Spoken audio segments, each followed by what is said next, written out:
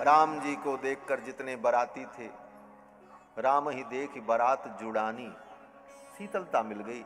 राम जी आ गए हमारे, अब क्या चिंता है। राम जी आ गए तो क्या चिंता, सब कुछ था, बारात थी, सेना थी, स्वयं चक्रवर्ती सम्राट हैं, गुरुदेव साथ में हैं, लेकिन राम जी के आने पर सारी चिंता दूर हुई। जब तक राम जी को नहीं देखा तब तक बारातियों के मन में बड़ा उहापोह लगा था, राम जी का दर्शन कब होगा, राम जी कब मिलेंगे। राम जी जब आ गए तो बारातियों को परम शीतलता का अनुभव हुआ। जनवासे में दोनों पक्ष के लोग बैठे, दोनों कुल का परिचय हुआ। जब कुल का परिचय हो रहा था तो श्री वशिष्ठ जी महाराज ने सर्वप्रथम दशरथ जी के कुल का परिचय दिया।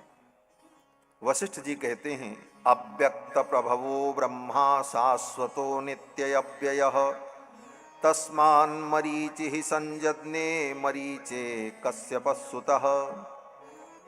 अव्यक्त प्रभवो ब्रह्मा, जो अव्यक्त भगवान नारायण हैं, उनसे ब्रह्मा उत्पन्न हुए और ब्रह्मा से मरीचि उत्पन्न हुए। मरीच के पुत्र कश्यप हुए, कश्यप के पुत्र विवस्वान सूर्य हुए, विवस्वान के पुत्र वैवस्वत मनु हुए, वैवस्वत मनु के पुत्र इक्ष्वाकु हुए और इक्ष्वाकु के पुत्र कुक्ष हुए, कुक्ष के पुत्र विकुक्ष हुए।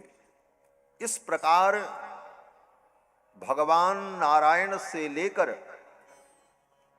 राम जी के दादा पर्यंत पूरे वंशावली का वर्णन गुरुदेव वशिष्ठ ने किया। वशिष्ठ जी कहते हैं कि नाभागस्य बभूवाज अजात दशरथो भवत। इसी वंश में नाभाग हुए, नाभाग के पुत्र महाराज अज हुए और अज के पुत्र श्री दशरथ जी महाराज। और दशरथ जी के 4 पुत्र हैं, आदि वंश विशुद्धानाम राज्ञाम परमधर्मिणाम इक्ष्वाकु कुल जातानाम वीराणाम सत्यवादिनाम राम लक्ष्मणयोरर्थे त्वत्सुते वरये नृप। वशिष्ठ जी ने कहा, राजन, ऐसे पवित्र कुल में उत्पन्न रघुनंदन राम के लिए आपकी बेटी अयोनिजा कन्या सीता का मैं वर्ण करता हूं। जय जयकार हुई, पुष्प की वर्षा हुई, बाजे बजने लगे, लेकिन दशरथ जी महाराज का मन थोड़ा उदास हो गया। वशिष्ठ जी ने कहा, राजन, ऐसे विवाह के अवसर पर आपको प्रसन्न होना चाहिए, आप इतने उदास हैं। दशरथ जी ने कहा, प्रसन्न तो मैं भी हूं, लेकिन एक बात की चिंता है। बोले, क्या?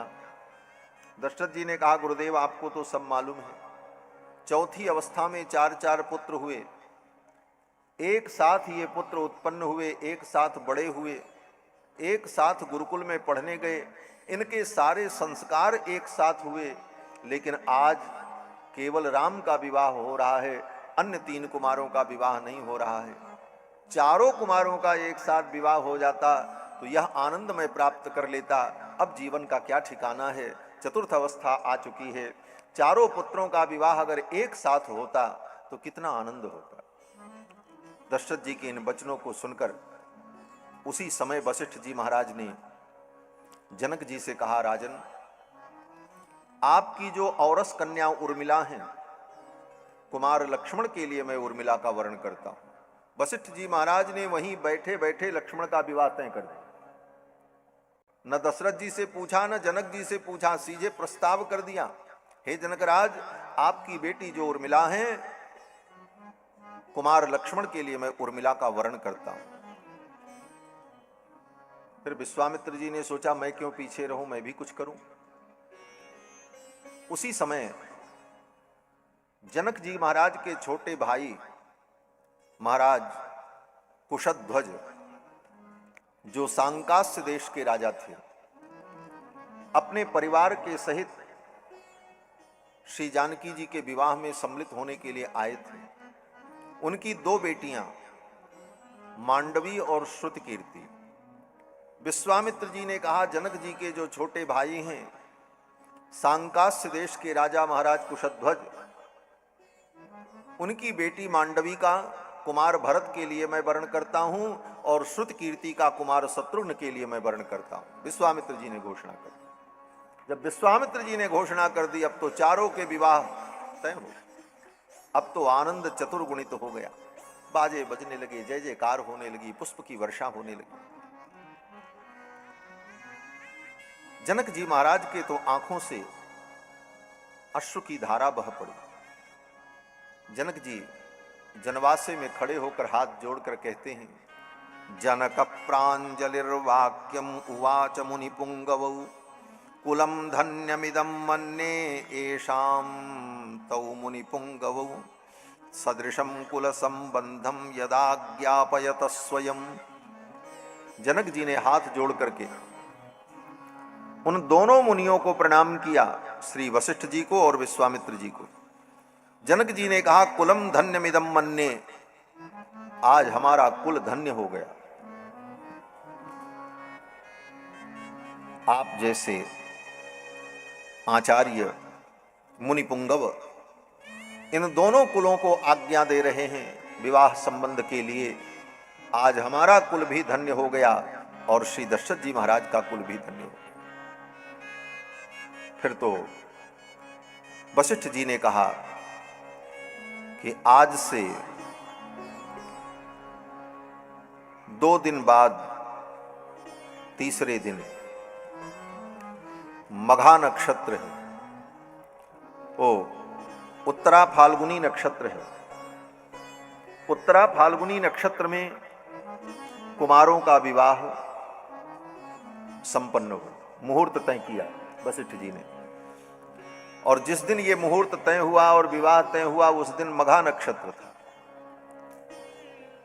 वशिष्ठ जी ने कहा, आज मघा नक्षत्र है और आज के 2 दिन बाद तीसरे दिन उत्तरा फाल्गुनी नक्षत्र होगा। उत्तरा फाल्गुनी नक्षत्र में इन चारों कुमारों का विवाह संपन्न। फिर तो वशिष्ठ जी ने कहा, इन कुमारों का गोदान संस्कार हो। विवाह के पूर्व एक संस्कार होता है जिसको गोदान संस्कार कहते हैं। ये गोदान का मतलब गाय का दान नहीं, गोदान एक संस्कार है जिसको केशांत संस्कार भी कहा जाता है। गुरुदेव वशिष्ठ ने कहा, चारों कुमारों का केशांत संस्कार हो। और फिर केशांत संस्कार हुआ और फिर वह मंगलमयी वेला आई विवाह की, उत्तरा फाल्गुनी नक्षत्र। फिर तो सखाओं ने, मित्रों ने चारों कुमारों को सुंदर दुल्हा वेश में सजाया और चारों दुल्हा सरकार सज धज कर घोड़े पर बैठ करके जब चले तो गोस्वामी जी महाराज वर्णन करते हैं कि जिस घोड़े पर राम जी बैठे वो घोड़ा कोई साधारण घोड़ा नहीं था। स्वयं कामदेव राम जी के विवाह में घोड़ा बन करके आया था। कामदेव ही घोड़ा बन करके आया और उस घोड़े पर राम जी सवारी कर रहे हैं। जनुपाज बेस बनाय मन सिज राम हित अति सोहई। जनुपाज बेस बनाय मन सिज राम हित अति सोहई। आपने भय बल रूप गुण गति सकल भुवन विमोहि। आपने भय बल रूप गुण गति सकल भुवन विमोहि। जगमगत दीन जराव ज्योति सुमोति मणिमा लिख लगे। जगमगत दीन जराव ज्योति मोती मणि माणिक लगे किंकली लगाम लगाम ललित त्रिलोक सुर नर मुनि ठगे किंकली लगाम लगाम ललित त्रिलोक सुर नर मुनि ठगे जनु पाज वेश बनाए मन से राम हित अति सोहई जनु बाज में जनु बाज में जनु बाज में। मनसिज कामदेव ही घोड़ा बन करके आए और उस घोड़े पर बैठकर राम जी विवाह करने जा रहे हैं। उस घोड़े की लगाम राम जी के हाथ में। क्या संकेत है? बोले संकेत यही है कि राम जी अपने चरित्र से उपदेश दे रहे हैं, गृहस्थ जीवन में प्रवेश करो लेकिन काम तुम्हारे ऊपर सवार न हो, काम की सवारी तुम करके जाओ और काम की लगाम तुम्हारे हाथ में हो। काम तुम्हारे वश में हो। अगर तुम काम के वश में हो गए तो तुम्हारा गृहस्थ जीवन नरकमय हो जाएगा। राम जी के चरित्र से ये उपदेश है। चारों दुल्हा सरकार सुंदर मौर पहन करके, जामा जोड़ा पहनकर, पान खाए हुए, मुस्कुराते हुए सखाओं के साथ चल रहे हैं। घोड़े पर चारों दुल्हा विराजमान हैं, सखा लोग बगल बगल चल रहे हैं। दशरथ जी महाराज हाथी पर बैठ करके चल रहे हैं। दशरथ जी के हाथी के बगल एक हाथी और चल रहा है, उसके 4 दांत हैं। उस हाथी के पीठ पर स्वर्ग के राजा देवराज इंद्र बैठे। महाराज दशरथ और इंद्र आगे आगे चल रहे हैं। गुरुदेव वशिष्ठ और विश्वामित्र रथ पर विराजमान हैं। बड़ी अद्भुत बारात। चारों दुल्हा सरकार जब चले बाजे गाजे के साथ श्री जनक जी के द्वार पर जब पहुंचे तो सखियों ने दुल्हा सरकार की आरती उतारी। दुल्हा सरकार की जब आरती उतारी तो सखियों ने कहा दुल्हा सरकार का स्वागत करना चाहिए, बारातियों का स्वागत होना चाहिए। सखियों ने मंगल अक्षत और पुष्प फेंक कर उन बारातियों का और दूल्हा सरकार का स्वागत किया और स्वागत में सखियों ने गीत गाए। सखी द्वारे लगी बरियात सजन को स्वागत करो। सखी द्वारे लगी बरियात सजन को स्वागत करो। सखी द्वारे लगी बरियात सजन को स्वागत करो। सखी द्वारे लगी बरियात सजन को स्वागत करो। दुई दुल्हा क्यों गोरे दीखत दुई दुल्हा क्यों गोरे दीखत दुई दुल्हा क्यों गोरे दीखत दुई दुल्हा क्यों गोरे दीखत क्यों श्यामल गात सजन को स्वागत करो। श्यामल गात सजन को स्वागत करो। सखी द्वारे लगी बरियात सजन को स्वागत करो। सखी द्वारे लगी बरियात सजन को स्वागत करो। सखी ने कहा बारात द्वार पर आ गई है, स्वागत करो। एक सखी ने कहा एक बात बताओ। बोले क्या? बोले दुई दुल्हा क्यों गोरे दीखत दुई क्यों श्यामल गात। 2 दूल्हा गोरे हैं और 2 काले क्यों? बोले क्यों? बोले जब माता पिता इनके गोरे हैं तो चारों भाइयों को गोरा होना चाहिए था। सखियों का तर्क था। सखियां कहती हैं हमने तो यही आज तक सुना है कि माता पिता जब गोरे होते हैं तो बच्चे भी गोरे होते हैं, और दशरथ जी भी गोरे हैं और माँ कौशल्या भी गोरी हैं, कैकेयी भी गोरी हैं, सुमित्रा भी गोरी हैं, तो ये 2 कुमार सांवले कैसे हो गए? मात पिता जब गोरे हो तो गोरे छोरा छोरी। मात पिता जब गोरे हो तो गोरे छोरा छोरी।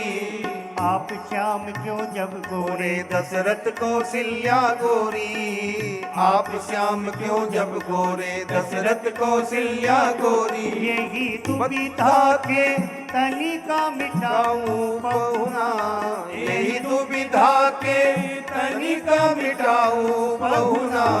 जे पूछतानि बतिया बताऊं पहुना, जे पूछतानि बतिया बताऊं पहुना, जे पूछतानि बतिया। सखियों ने कहा, माता पिता जब गोरे हों तो गोरे छोरा छोरी, आप श्याम क्यों जब गोरे दशरथ कौशल्या गोरी। जब दशरथ जी गोरे और कौशल्या जी गोरी तो आप सांवले क्यों हो गए। तो एक सखी ने कहा, अब ये तो नहीं बताएंगे, मैं ही बता देती हूं। सखी ने कहा, बताओ। बोले, बात ऐसी है कि जो हमारी समधन है उनको श्याम रंग ज्यादा प्रिय होगा, श्याम रंग का पुरुष अत्यंत प्रिय होगा, इसी कारण से लगता है ये कुछ गड़बड़ हुआ है। समधिन श्याम रंग रतिमानी, समधिन श्याम रंग रतिमानी, समधिन श्याम रंग रतिमानी, समधिन श्याम रंग रतिमानी। ये अचरज की बात सजन को स्वागत करो, ये अचरज की बात सजन को स्वागत करो। सखी द्वारे लगी बरियात सजन को स्वागत करो, सखी द्वारे लगी बरियात सजन को स्वागत करो। सखियों ने कहा, समधिन श्याम रंग रतिमानी, ये अचरज की बात। अब ये बात सुन करके दशरथ जी महाराज को हंसी आ गई। विवाह में ससुराल की गाली को सुनकर, व्यंग वचन को सुनकर व्यक्ति क्या कर सकता है, अधिकतम मुस्कुरा सकता है, इससे ज्यादा कुछ नहीं कर सकता। दशरथ जी महाराज भी मुस्कुराने लगे और इधर उधर अपने आस के पास के जो लोग थे उन लोगों को देखने लगे। तो सखियों ने कहा, इनको देखो। उस समय दशरथ जी महाराज अपनी मूंछों पर हाथ फेर रहे थे। चक्रवर्ती सम्राट 4 बेटों का ब्याह करने जा रहे हैं। एक बेटे के बाप को इतनी अकड़ होती है, किसी की सुनता नहीं है। विवाह के अवसर पर उसको लगता हमसे बड़ा आज कौन है। और 4 बेटों को ब्याहने जा रहे हैं दशरथ जी महाराज। इंद्र बगल में चल रहे हैं। दशरथ जी महाराज बार बार अपनी मूंछों पर हाथ फेर रहे थे। सखियों ने कहा, समधी जी हाथी पर बैठे, समधी जी हाथी पर बैठे, समधी जी हाथी पर बैठे, समधी जी हाथी पर बैठे। मेरे मूंछ पे हाथ सजन को स्वागत करो। हाँ, मेरे मूंछ पर हाथ सजन को स्वागत करो। सखी द्वारे लगी बरियात सजन को स्वागत करो। सखी द्वारे लगी बरियात सजन को स्वागत करो। दशरथ जी महाराज अपनी मूंछों पर हाथ फेर रहे थे। समधी जी हाथी पर बैठे, फेरे मूंछ पे हाथ। एक सखी ने कहा, देखो कितने निर्लज्ज हैं। बोले क्यों? बोले समधिन की करतूत को सुन रहे हैं फिर भी इनको हंसी आ रही है। समधिन की करतूत को सुन करके इनको लाज नहीं आ रही, ऊपर से मूंछ पे हाथ फेर रहे हैं। सखियों ने कहा, समधिन की करतूत सुनत है, समधिन की करतूत सुनत है। समधिन की करतूत सुनत है, समधिन की करतूत सुनत है। कबहू नाही लजात सजन को स्वागत करो। हाँ, तबहु नाही लजात, सजन को स्वागत करो। सखी द्वारे लगी बरियात, सजन को स्वागत करो। सखी द्वारे लगी बरियात, सजन को स्वागत करो। सखी ने कहा, समधिन की करतूत सुनत हैं तबहु नाही लजात। तो एक सखी ने कहा, जानती नहीं हो? बोले क्या? बोले जब अयोध्या से ये चले थे तो अपनी लाज शर्म इन्होंने बेच दिया था। अपनी लाज शर्म इन्होंने गिरवी रख दी थी, इसलिए शर्म आए तो कहां से आए। सखियां कहती हैं, सब बेच कोच के, लाज शर्म सब बेच कोच के, लाज शर्म सब गिरवी रख के, लाज शर्म सब गिरवी रख के। मगही पान चबार, सजन को स्वागत करो। हाँ मगही पान चबार, सजन को स्वागत करो। सखी द्वारे लगी बरियात, सजन को स्वागत करो। सखी द्वारे लगी बरियात, सजन को स्वागत करो। नारायण के व्यंग वचन सुनी, नारायण के व्यंग वचन सुनी, नारायण के व्यंग वचन सुनी, नारायण के व्यंग वचन सुनी।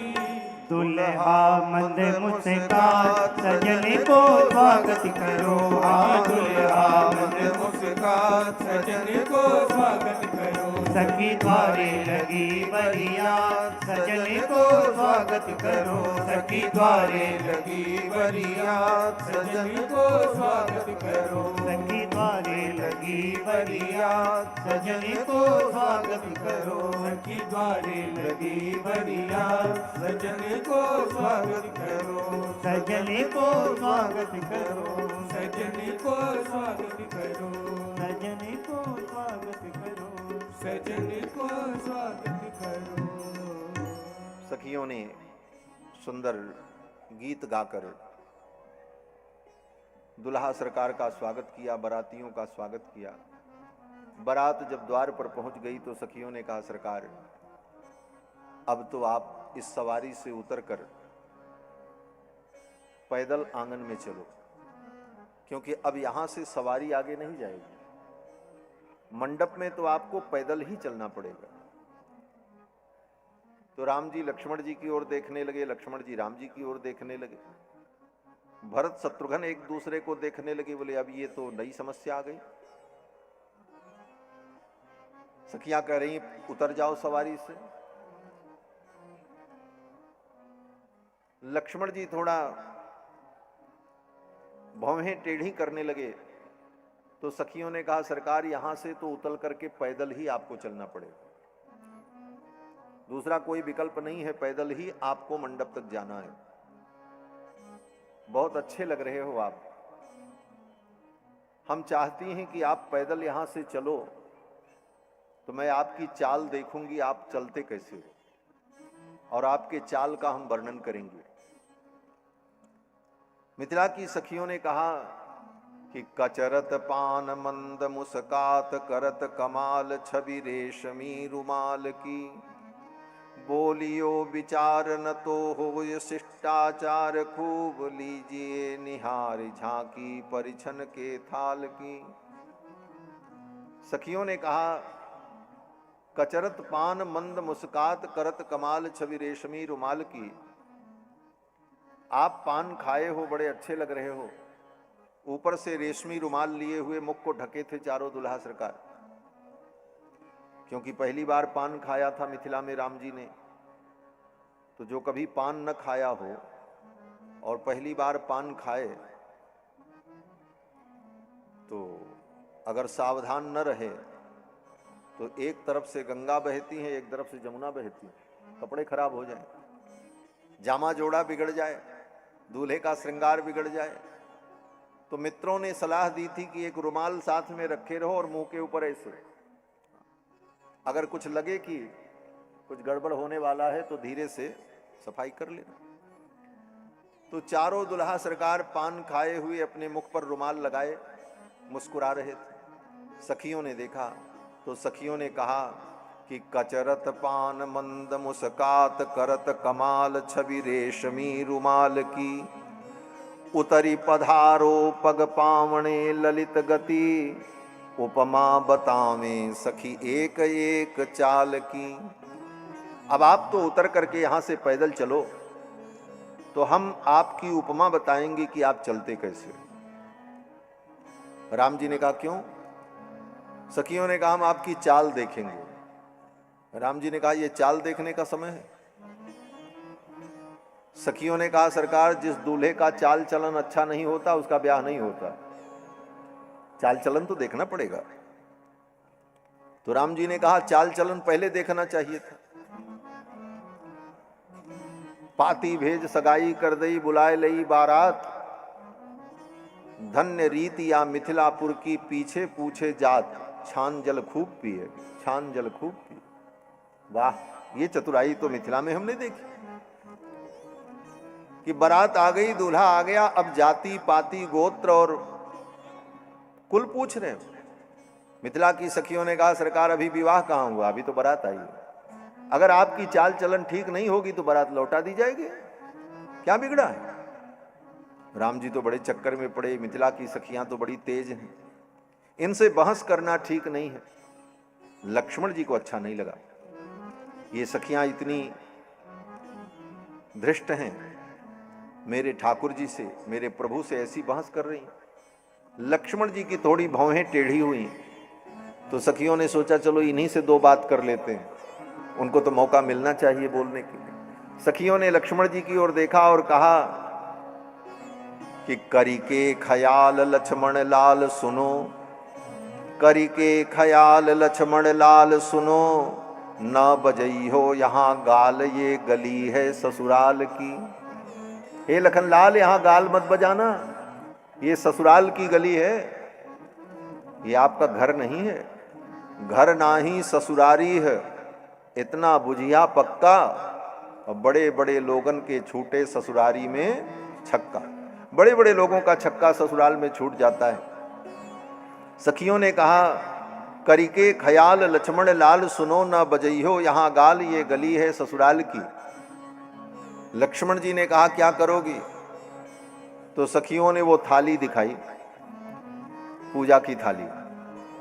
सखियां थाली ली हुई थी पूजा की, उस थाली में दीपक जल रहा था, पंचपात्र में जल रखा हुआ था, चंदन अक्षत था, और उसी थाली में एक लोढ़ा रखा हुआ था इतना बड़ा। वो लोढ़ा जानते हैं ना, घर में पहले मसाला पीसने वाला जो पत्थर होता था, लोढ़ा, इतना बड़ा पत्थर का वो टुकड़ा उसी में रखा था। सखियों ने कहा सरकार ये थाली की झांकी आप देख लो। बोलियो विचार न तो होए शिष्टाचार खूब, हाँ समझ लेना, बोलियो विचार न तो होए शिष्टाचार खूब, लीजिए निहारी झांकी परिछन के थाल की। लक्ष्मण जी ने देखा, लक्ष्मण जी ने कहा इसमें सब तो ठीक है, लेकिन ये लोढ़ा इसमें क्यों रखा हुआ? सखियों ने कहा सरकार जो दुल्हा ज्यादा गाल बजाता है उसका गाल बजाना बंद करने के लिए इसका प्रयोग किया जाता है। लक्ष्मण जी तो चौंक गए, ये तो बड़ी झंझट है। सखियों ने कहा कि इतना ही नहीं, इसका प्रयोग कैसे किया जाता है ये भी आप जान लो। हाँ। लक्ष्मण जी ने कहा क्या प्रयोग इसका होगा? सखी ने कहा आरती की बाती में छिपाए लोढ़ा ताती कर, आरती की बत्ती में इसको धीरे धीरे हम गर्म करेंगे, आप जान नहीं पाओगे। सखियां गीत गाती रहेंगी, आपको उलझाए रहेंगी इधर उधर की बात में, तब तक हमारा लोढ़ा गर्म हो जाएगा। आरती की बाती में छिपाए लोढ़ा ताती कर, सारी और सरहज सब सिकाई करें गाल की। आपके गाल की सिकाई कर देंगे। माताएं जब परछन करती हैं दूल्हे का तो ऐसे ही तो करती हैं, वो लोढ़े को लेकर के 3 बार मुंह पर घुमाया और दूल्हे के गाल में धीरे से छुआ देती। सखियां कहती पहले मैं लोढ़े को गर्म करूंगी, आरती की बाती में छिपाए लोढ़ा ताती कर, सारी सरहद सब सिकाई करें गाल की, करके ख्याल लक्ष्मण लाल सुनो न बजई हो, यहाँ गाल ये गली है ससुराल की। लक्ष्मण जी ने कहा, अरे ये सखियां तो बड़ी विचित्र हैं। राम जी ने इशारा किया, लक्ष्मण सखियां जो कहती हैं मान लो, चलो उतर जाओ। अब राम जी तो हमारे सीधे साधे। दुल्हा सरकार सवारी से उतर गए और ज्यों ही सवारी से उतरे सभी सखियों ने जोर जोर से ताली बजाई, वाह वाह, देखो दूल्हा जी उतर गए, दूल्हा जी उतर गए। राम जी ने कहा, आपने उतरने को कहा तो हम उतर गए, इसमें हंसने की क्या बात थी। तो सखियां गाने लगी, उतरी गईले हो उतरी गईले, उतरी गईले हो उतरी गईले, चारों दुल्हा सवारी से उतर गईले, चारों दुल्हा सवारी से उतर गईले, उतर गईले हो उतर गईले, उतर गईले हो उतर गईले, चारों दुल्हा सवारी से उतर गईले, चारों दुल्हा सवारी से उतर गईले। गुर को दुल्हा बघारत रहे सेखी, गुर को दुल्हा बघारत रहे सेखी। सखियां कहती हैं, गोरकू दुल्हा, गोरकू दुल्हा माने लक्ष्मण जी, गोरे हैं ना। तो सखियां कहती, गोरकू दुल्हा बघारत रहले सेखी, एक चुटकी में सेखी बिसरी गईले। सखियों ने कहा, एक चुटकी में इनकी सेखी को हमने बिगाड़ दिया।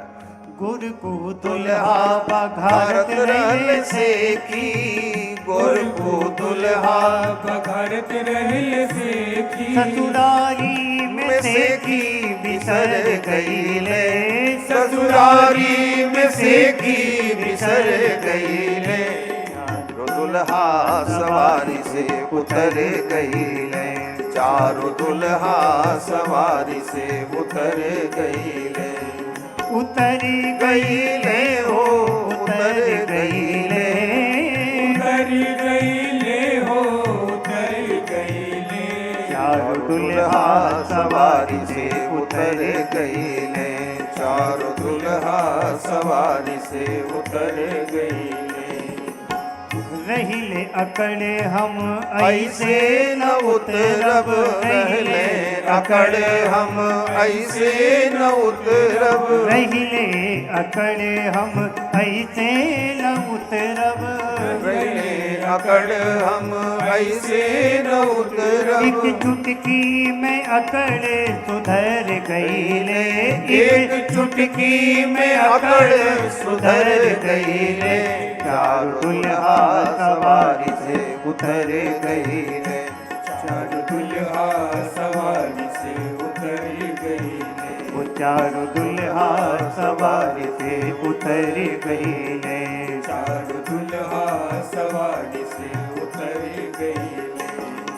मन में रहे आखी भैयों को सवारब, मन में रहे आगे भैयों को संभारब, मन में रहे आकी भैयों को संभारब, मन में रहे आकी भैयों को संभार, संभारते में अपने, संभारते में अपने संभर गईले, संभारत में अपने संभर गईले, चारों दुल्हा सवार से उतर गईले, चारों दुल्हा सवार से उतर गईले, उतर गईले हो उतर गईले, उतर गईले हो उतर गईले, चारों दुल्हा सवारी से उतर गईले, चारों दुल्हा सवारी से उतर गईले। सुन सुन के मिथिला की मीठी मीठी बोलियां, सुन सुन के मिथिला के मीठी मीठी बोलियां, सुन सुन के मिथिला की मीठी मीठी बोलियां, सुन सुन के मिथिला के मीठे मीठी बोलियां। प्रिय पहुना के प्रेम में भर गई ले, प्रिय पहुना के प्रेम में भर गई ले, चारों दुल्हा सवारी से उतर गई ले, चारों दुल्हा सवारी से उतर गई ले, उतर गई ले हो उतर गई ले, उतर गई ले हो उतर गई ले, चारों दुल्हा सवारी से उतर गई ले, चारों दुल्हा सवारी से उतर गई ले। नेह निधि नारायण और सबके छोड़ के, नेह निधि नारायण और सबके छोड़ के, नेह निधि नारायण, नेह निधि नारायण, नेह निधि नारायण और सबके छोड़ के, नेह निधि नारायण और सबके छोड़ के, लाल लक्ष्मण के पीछे पड़ गई ले, लाल लक्ष्मण के पीछे पड़ गई ले, चारों दुल्हा सवारी से उतर गई ले, चारों दुल्हा सवारी से उतर गई ले, उतर गई ले हो उतर गई ले, उतर गई ले हो उतर गई ले, चारों दुल्हा सवारी से उतर गई ले, चारों दुल्हा सवारी से उतर गई ले, चारों दुल्हा सवारी से उतर गई ले, चारों दुल्हा सवारी से उतर गई ले। मिथिला की सखियों ने बड़ा मनोविनोद किया भगवान से। मिथिला की सखियों ने कहा कि गोरकू दुल्हा माने लक्ष्मण जी, लक्ष्मण जी सोच रहे थे हमारे भैया तो बड़े सीधे साधे हैं रघुनाथ जी, ये ससुराल में सखियों की चतुराई जान नहीं पाएंगे तो भैया को मैं संभालूंगा। लक्ष्मण जी सोच रहे थे भैया को हम संभालेंगे। मिथिला की सखियों ने कहा भैया को संभालते संभालते अपने ही संभल गए। ये सब वचन सुनकर के दुल्हा सरकार मुस्कुराने लगे। सखियां कहती हैं सरकार आपका ये मुस्कुराना ही तो हमारा सब कुछ है। ये मिथिला की सखियों का जो भाव है केवल भगवान को प्रसन्न करने के लिए और उनकी मंद मुस्कान को देखने के लिए ही ये मनोविनोद है। और दुल्हा सरकार उन सखियों की बात पर रीझ करके उनको निहार लें, देख लें, सखियां धन्य हो जाए। मिथिला की सखियां कहती हैं ये जो हमारे दूल्हा सरकार हैं इनसे हमारी नजर मिल जाए, इनसे हम नजारा मिला लें तो हमारा तो जीवन धन्य हो जाए। नयन जब जूटी सिय दुल्हे से, नयन जब जूटी सिय दुल्हे से, नयन जब जूटी, नयन जब जूटी, नयन जब जूटी सिय दुल्हे से, नयन जब जूटी सिय दुल्हे से, लोक लाज कुल की मर्यादा, लोक लाज कुल की मर्यादा, लोक लाज कुल की मर्यादा, लोक लाज कुल की मर्यादा, ताग तड़ा तड़ टूटी सिय दुल्हे से, हाँ ताग तड़ा तड़ टूटी सिय दुल्हे से, नयन जब जूटी सिय दुल्हे से, नयन जब जूटी सिय दुल्हे से। मिथिला की सखियां कहती हैं सिय दुल्हे से नयन जब जूटी, लोक लाज कुल की मर्यादा, ताग तड़ातड़ टूटी, और इनसे नयन मिल जाए, यही भव बंधन से मुक्त होने का मार्ग। मिथिला की सखियां वेदांत की पंडिता हैं महाराज, साधारण नहीं। दुल्हा सरकार पालकी से उतर गए और जब पैदल चलने लगे तो सखियों ने कहा, दुल्हा सरकार अब कैसे लग रहे हैं जरा बताओ। तो दुल्हा सरकार बहुत धीरे धीरे चल रहे थे। दूल्हा जब ससुराल में जाता है तो उसको कुछ करना नहीं आता। साथ वाले कहते हैं चलो तो चलता है, अच्छा बैठ जाओ तो बैठ जाता है, खड़े रहो तो खड़े रहते हैं। लगता है जैसे उसको कुछ करना आता ही नहीं। तो रघुनाथ जी भी ऐसे ही सवारी से जब उतर गए तो धीरे धीरे बढ़ने लगे आगे। सखियों ने इशारा किया चलो, तो धीरे धीरे राम जी चल रहे हैं। तो एक सखी ने कहा, दुल्हा सरकार इतने धीरे धीरे चल रहे हैं, कैसे लग रहे हैं जरा बताओ। तो सखी ने कहा कि लग रहा है जैसे कोल्हू का बैल धीरे धीरे चल रहा हो। पग धीरे कैसे दुल्हा धरत है सखी, पग धीरे कैसे दुल्हा धरत है सखी, चले धीरे जैसे कोल्हू के बरत है सखी, चले धीरे जैसे कोल्हू के बरत है सखी।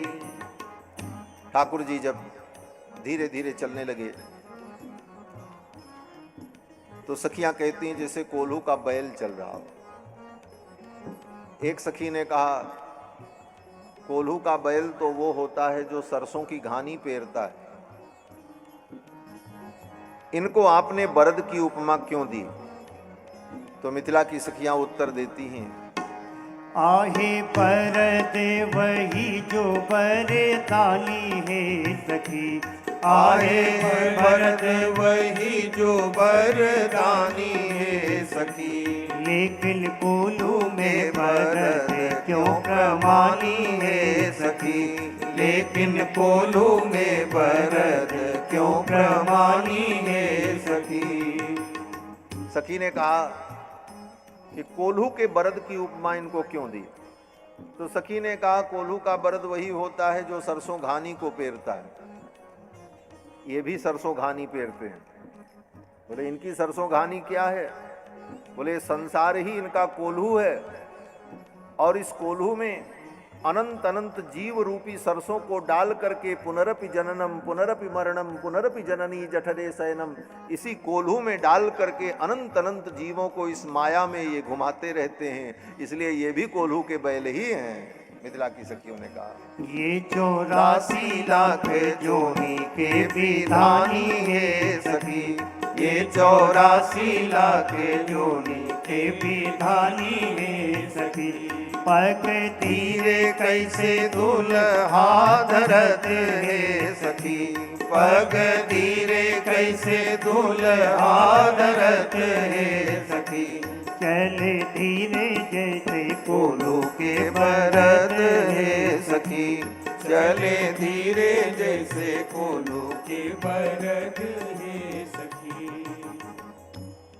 सखी ने कहा, बरद वही जो पेरे सरसों घानी है सखी, ये 84 लाख जोनी के विधानी है सखी। राम जी ने सोचा, अरे हम धीरे चल रहे हैं तो ये कोल्हू का बैल कह रही हैं। तो राम जी थोड़ा तेज गति से चलने लगे। राम जी जब तेज गति से चलने लगे तो सखियों ने कहा, दुल्हा सरकार लंबी लंबी डेग चल रहे हैं, कैसे लग रहे हैं जरा बताओ। डेग लंबी अब चाल कैसे लागे है सखी, डेग लंबी अब चाल कैसे लागे है सखी, जैसे बंधन से छूटी आज भागे है सखी, जैसे बंधन से छूटी आज भागे है सखी। सखी ने कहा, अब तो बड़े तेज गति से चल रहे हैं दूल्हा सरकार। सखी ने कहा, कैसे लग रहे हैं। सखी ने कहा, जैसे कोई बकरा बंधा हो और उसका बंधन खुल जाए तो अपना प्राण बचा करके भागता है, तो उसी प्रकार बकरे के समान, अज के समान ये भाग रहे हैं। जैसे बंधन से छूटी अज भागे है सखी। तो सखी ने कहा बकरा की उपमा इनको क्यों दी, अज की उपमा, अज माने बकरा। तो मिथिला की सखी ने कहा अज माने बकरा होता है, लेकिन ये भी अज है। सखियां कहती हैं अज बकरा के लोग कहे सखी, अज बकरा के लोग कहे सखी, अज एहू अज आजा इनके रहे सखी, अज एहू अज आजा इनके रहे सखी। सखी ने कहा ये भी अज है। क्यों अज है? बोले अज का एक अर्थ होता है अजन्मा, जिसका जन्म न हो उसको कहते हैं अज। अजायमानो बहुधा विजायते, और इनका जन्म नहीं होता, ये तो प्रगट होते हैं। भय प्रगट कृपाला दीन दयाल, ये तो प्रगट हुए हैं, जन्म नहीं लेते हैं, इसलिए इनका नाम अज है। और इसलिए भी इनको हमने अज कहा कि अज के खानदान में ये पैदा हुए हैं। इनके जो बाबा थे उनका नाम अज था, दशरथ जी के पिताजी का नाम अज था। तो जैसे पंडित जी के वंश में जो पैदा हो पंडित जी, उसी तरह अज के वंश में जो पैदा हुआ वो अज। मिथिला की सखियों ने कहा इसलिए हमने इनको अज की उपमा दी। राम जी ने सोचा धीरे चलो तो कोल्हू का बैल बता रही, और तेज चलो तो बकरा बता रही, क्या करें? फिर तो चारों दुल्हा सरकार आंगन में खड़े हो गए। बोले अब चलेंगे ही नहीं, धीरे चलेंगे तो बैल बताएंगे, तेज चलो तो बकरा बताएंगे, तो अब चलेंगे ही नहीं। चारों दुल्हा सरकार आंगन में खड़े हो गए। मिथिला की सखियों ने कहा अब जरा वर्णन करो कि ये चारों दुल्हा सरकार आंगन में खड़े हैं, कैसे लग रहे हैं? कैसे लागे अब अंगना में ठाड़े सखी, कैसे लागे अब अंगना में ठाड़े सखी, जो शोभन नीले मणि खंभ काढ़े सखी, जो शोभन नीले मणि खंभ काढ़े सखी, पग तीरे कैसे दूल्हा धरत है सखी, पग तीरे कैसे दूल्हा धरत है सखी, चले धीरे जैसे कोल्हू के भरत है सखी, चले धीरे जैसे कोल्हू के भरत है सखी। दुल्हा सरकार जब आंगन में खड़े हो गए, सखी ने कहा आप कैसे लग रहे हैं? तो सखी ने कहा लग रहा है जैसे चार खंभा खड़ा कर दिया गया। चार खंभे खड़े हैं, बस छत लगाने की जरूरत है। एक सखी ने कहा कि खंभा तो जड़ होता है और दुल्हा चैतन्य है, तो चैतन्य दूल्हे के लिए जड़ की उपमा, ये तो बात ठीक नहीं है। तो मिथिला की सखी ने कहा इनके लिए सब उपमा ठीक है। क्यों? बोले जड़ और चैतन्य, जड़ चेतन सभी वस्तुओं के ये अंतर्यामी हैं, सबके अंदर ये रमण करते हैं। जड़ चेतन हर वस्तुओं में इनकी सत्ता है, इसलिए इनको कोई भी उपमा दे दी जाए इनके लिए तो वो ठीक है। मिथिला की सखियों ने कहा खंभे जड़ किंतु दूल्हा चैतन्य है सखी, खंभ जड़ किंतु दूल्हा चैतन्य है सखी, जड़ चेतन में राम नहीं अन्य है सखी, जड़ चेतन में राम नहीं अन्य है सखी, पग धीरे कैसे दूल्हा धरत है सखी, पग धीरे कैसे दूल्हा धरत है सखी, चले धीरे जैसे कोल्हू के भरत है सखी, चले धीरे जैसे कोल्हू के भरत है सखी। सखियों ने भगवान से बहुत मनोविनोद किया इस प्रकार सखियां दुल्हा सरकार को लेकर के मंडप में आई। गोस्वामी जी महाराज वर्णन करते हैं, यही विधि राम मंडप ही आए।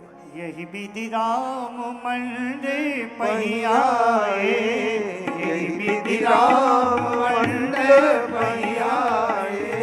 अर्घ दे आसन बैठाए, अर्घ दे आसन बैठाए, अर्घ दे आसन बैठाए।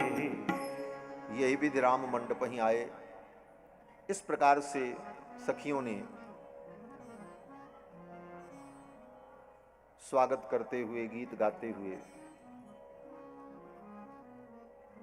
भगवान को, दुल्हा सरकार को लेकर के मंडप में आई। श्री जनक जी महाराज ने अर्घ्य दिया और आसन पर बैठाया। उसी समय ब्राह्मणों ने वेद मंत्र का उच्चारण किया। प्रपा मध्ये तु विधिवत वेदीं कृत्वा महातपाः। विद्वान ब्राह्मणों ने सुंदर वेदिका का निर्माण किया। अलम चकारताम वेदीं, विवाह की उस वेदिका को अलंकृत किया। गंध पुष्पैः समन्ततः, और फिर मंत्र पूर्वक अग्नि की स्थापना हुई।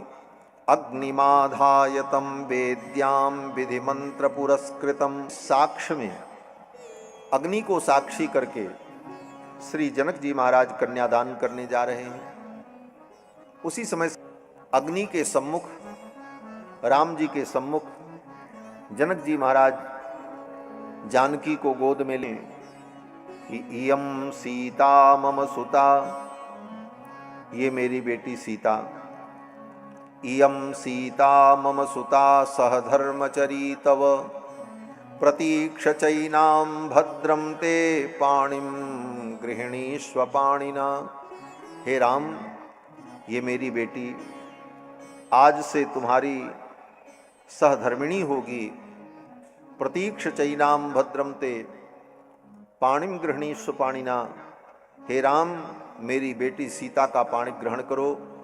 पतिव्रता महाभागा, ये मेरी बेटी पतिव्रता होकर छायेवानुगता सदा, सदा तुम्हारी छाया बनकर के तुम्हारे साथ रहेगी। तुम्हारे राम जी के हाथ में दिया। उसी समय जितने लोग वहां बैठे थे सब लोग कहने लगे, साधु साधु साधु। ऐसा सुंदर कार्य हुआ। चारों तरफ से जय जयकार की ध्वनि गूंजने लगी। और उसी समय देवताओं ने आकाश मांडवी का कन्यादान भरत जी को किया। श्रुत कीर्ति का कन्यादान, मांडवी का कन्यादान भरत जी को किया। श्रुत कीर्ति का कन्यादान शत्रुघ्न जी को किया। चारों कन्याओं का जब दान हो गया, उस समय आकाश में फिर एक बार दुंदुभी बजी और देवताओं ने पुष्प की वर्षा की, जय जयकार की। बोलो श्री सीता रामचंद्र भगवान की जय। कन्यादान के पश्चात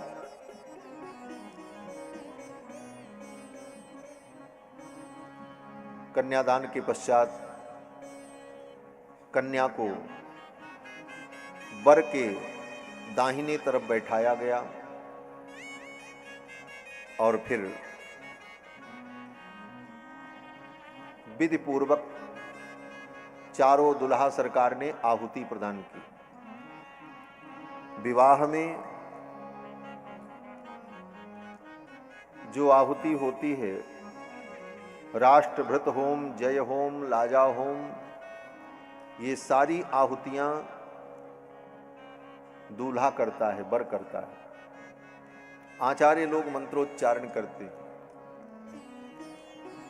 वो आहुतियां ही मुख्य रूप से विवाह संस्कार का अंग बनती हैं। और फिर सप्तपदी करके अग्नि की परिक्रमा करके विवाह की विधि पूर्ण होती है। भगवान श्री राम ने, कुमार लक्ष्मण ने, भरत ने, शत्रुघ्न ने, चारों भाइयों ने उन मंत्रों से आहुति प्रदान की। करि होम विधिवत, गोस्वामी जी कहते हैं विधि पूर्वक सब कुछ हुआ। आज हम सब लोग सब कुछ करते हैं लेकिन विधियों पर ध्यान नहीं देते। विवाह में करोड़ों रुपए व्यक्ति खर्चा कर देता है, अच्छे से अच्छा टेंट लगे, अच्छे से अच्छी सजावट हो, महंगी से महंगी आतिशबाजी हो, खाने पीने की व्यवस्था भी बहुत उत्तम हो, लेकिन विवाह का जो मुख्य संस्कार है 1 घंटे का, वह संस्कार विधि पूर्वक नहीं हो पाता।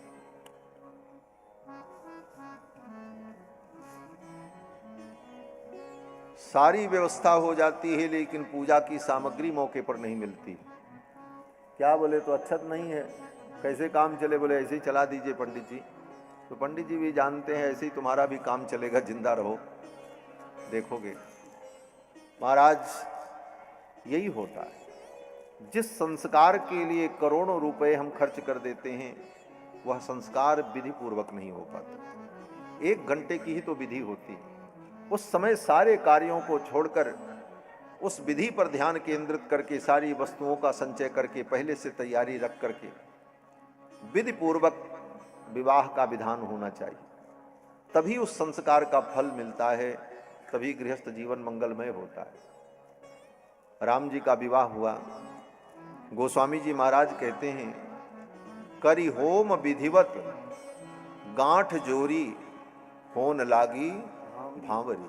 करी होम विधिवत गांठ जोरी होन लागी भांवरी।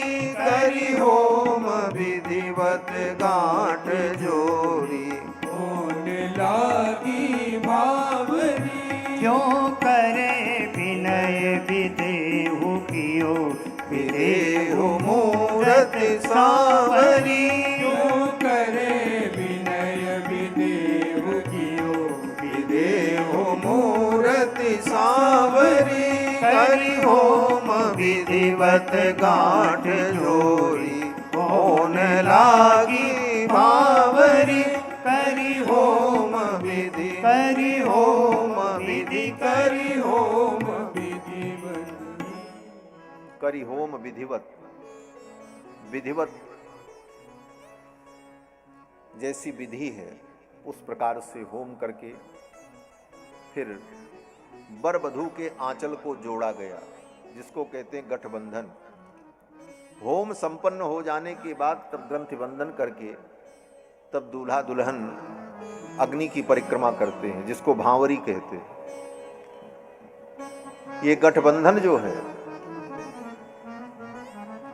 वधू का आंचल और वर का उत्तरीय दोनों को एक में बांध दिया जाता है।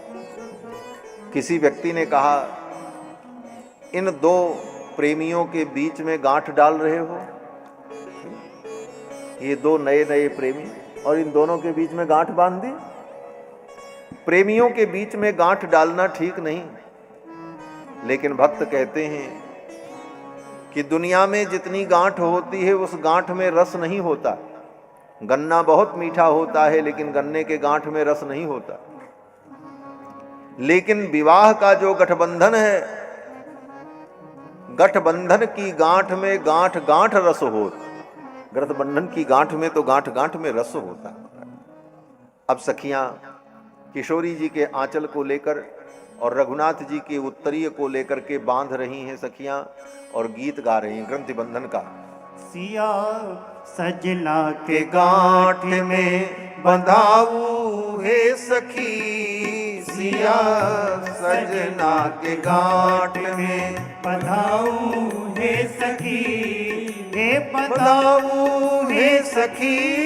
हे बंधाऊ हे सखी। हे बंधाऊ हे सखी। हे बंधाऊ हे सखी। सिया सजना के गांठ में बंधाऊ हे सखी।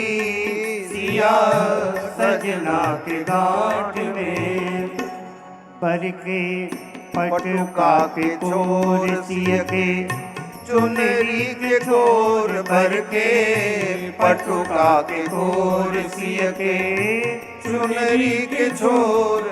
आज दोनों के पटोरे अटकाऊं है सखी। आज दोनों के पटोरे अटकाऊं है सखी। सिया सजना के गांठ में बंधाऊं हे सखी सिया सजना के गांठ में। मिथिला के नर नारी कैलन इन पछापा मारी मिथिला के नर नारी कैलन इन पे छापा मारी। कारी दे के बाली कसर चुकाऊं हे सखी कारी दे के बाली कसर चुकाऊं हे सखी सिया सजना के गांठ में बंधाऊं हे सखी सिया सजना के गांठ में। राम प्राण के समान सिया उन्हों के प्राण राम प्राण के समान सिया उन्हों के प्राण दोनों प्राणी लेके प्राण में बसाऊं हे सखी दोनों प्राणी के प्राण में बसाओ हे सखी। सिया सजना के गांठ में बंधाऊं हे सखी सिया सजना के गांठ में। नारायण ले लीधी दुल्हा के सब विधि नारायण ने लीधी दुल्हा की सब विधि।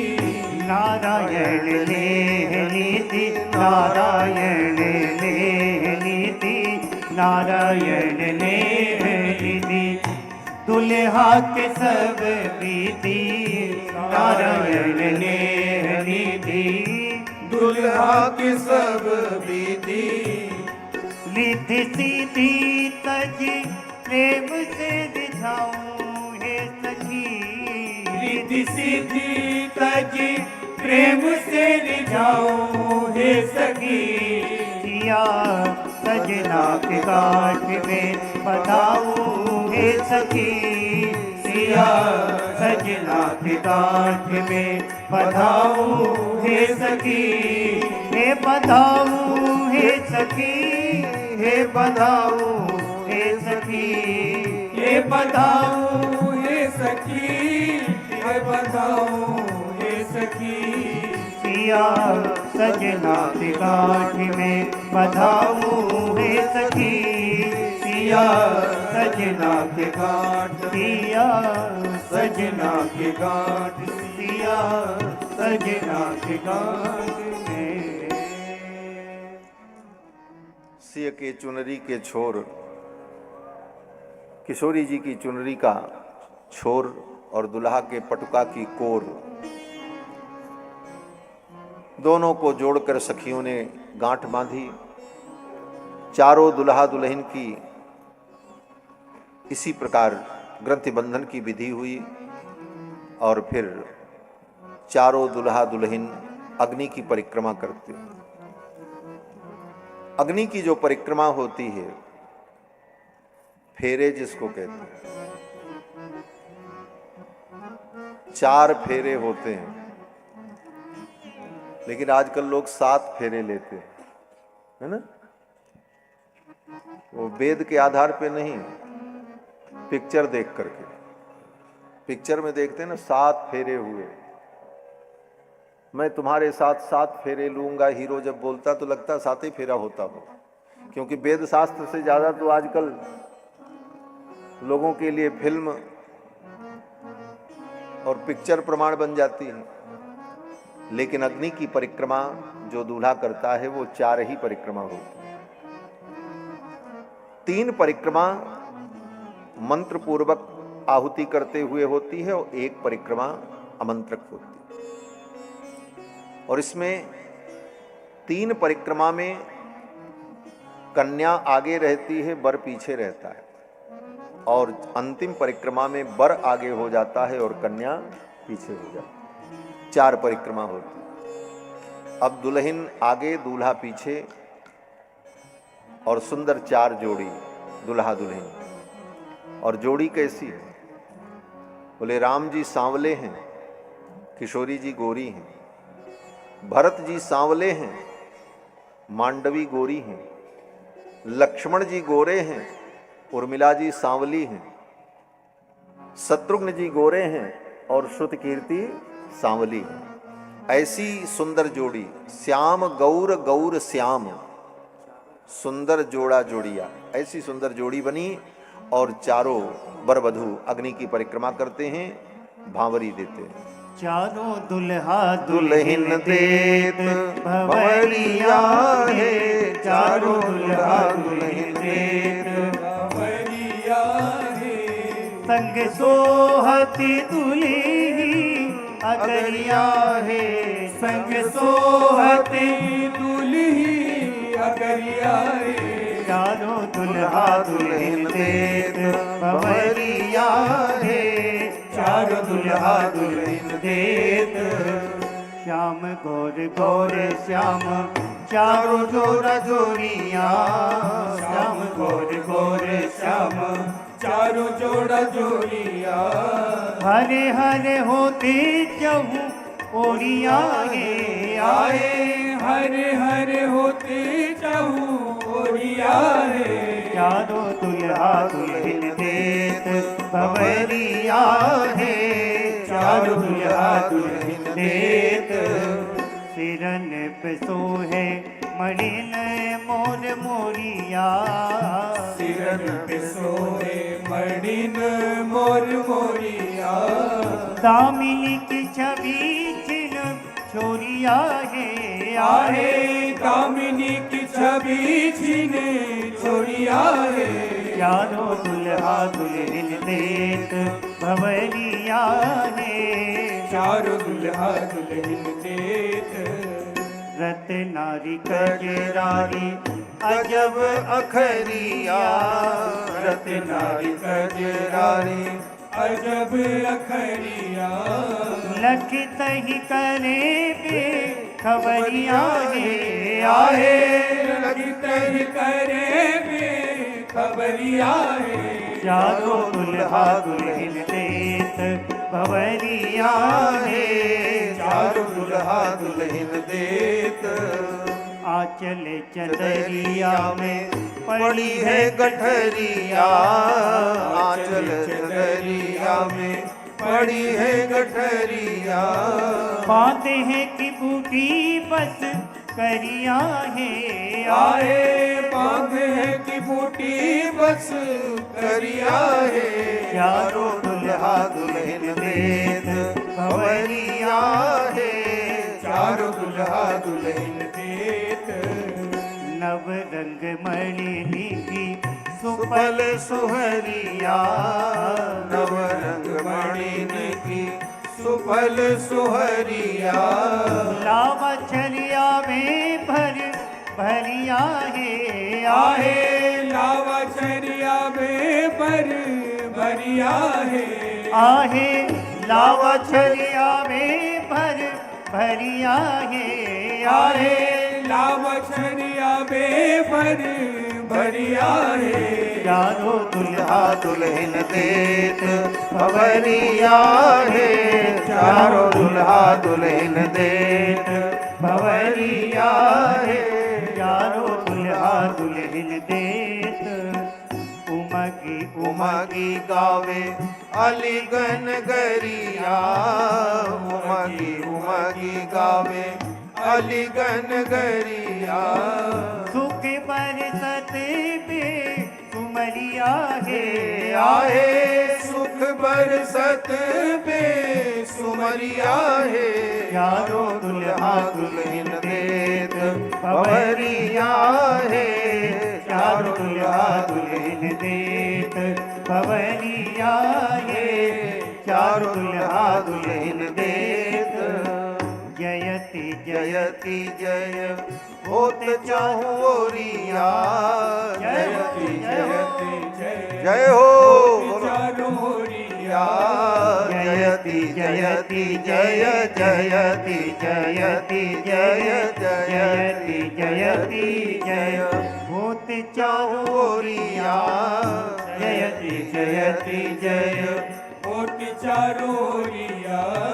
सूर्य करे सुमन की झरिया है आहे सुर कर सुमन की झरिया है आहे सुर कर सुमन की झरिया है आहे सुर कर सुमन की झरिया है चारों दुल्हा दुल्हन देत भवरिया है चारों दुल्हा दुल्हन देत भवरिया है चारों दुल्हा दुल्हन देत परे मणि खंबन में दंपति छहरिया बड़े मणि कंबन में दंपति छहरिया जागे ज्योति जगर मगरिया है आहे जाग ज्योति जगर मगरिया है चारों दुल्हा दुल्हन देत भवरिया है चारों दुल्हा दुल्हन देत भवरिया है चारों दुल्हा दुल्हन देत मानो रतिपति जान पितु महतरिया मानो रतिपति जानो पितु महतरिया